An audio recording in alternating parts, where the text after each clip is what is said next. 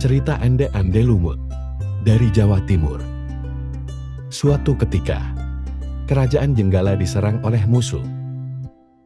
Ketika perang semakin sengit, permaisuri raja yang bernama Putri Dewi Sekartaji melarikan diri dan bersembunyi ke sebuah desa yang jauh dari Jenggala. Untuk menjaga keselamatannya, ia menyamar sebagai gadis kampung. Dewi Sekartaji tinggal di tempat Nyai Intan. Nyai Intan adalah seorang kaya yang mempunyai 3 putri, yaitu Klenteng Abang, Klenteng Hijau, dan Klenteng Biru.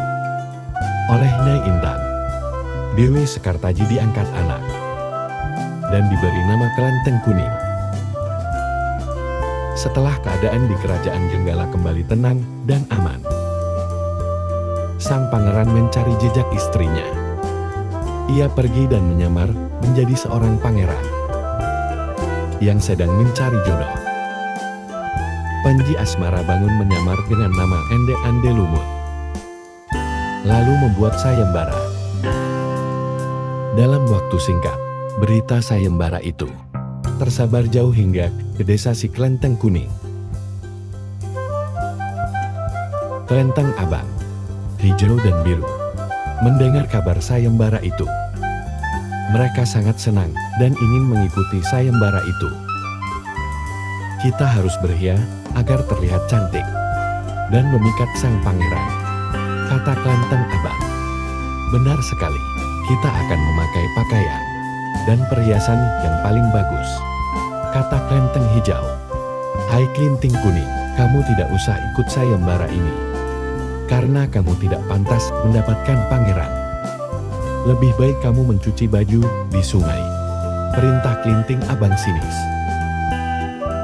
Ketika Klenteng Kuning sedang mencuci di sungai, tiba-tiba seekor burung bangau datang menghampirinya.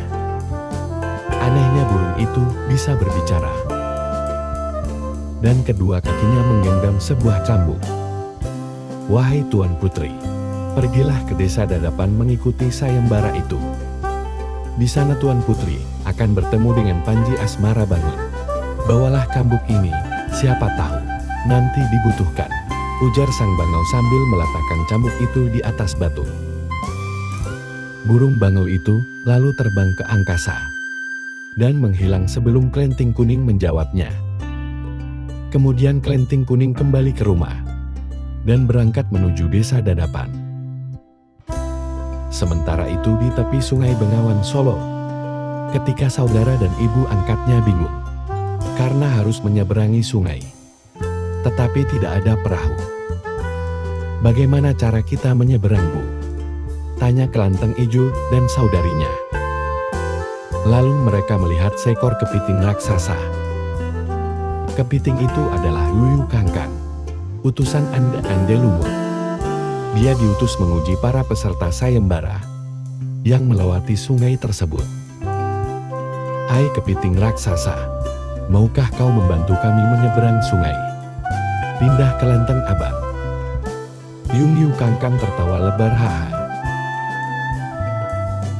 Aku akan membantu kalian, tapi ada syaratnya, kata dia. Apapun syaratnya, kami bersedia.